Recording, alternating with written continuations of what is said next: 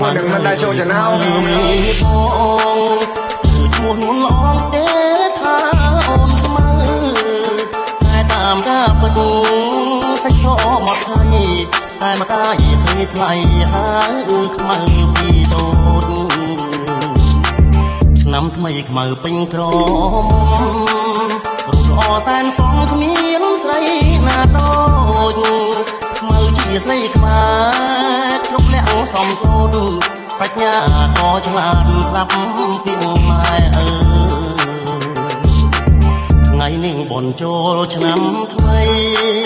បងឃើញខ្មៅស្រីអូនរៀបចំផ្ទះបោះរៀនទេវតាដាក់កាផ្លាយព្រាំងដាំស្លរូតរាំងជូនម្ដាយទៅវត្តបងឃើញខ្មៅពូនភ្នំខ្សាច់រួចអូនដាក់បាតអូ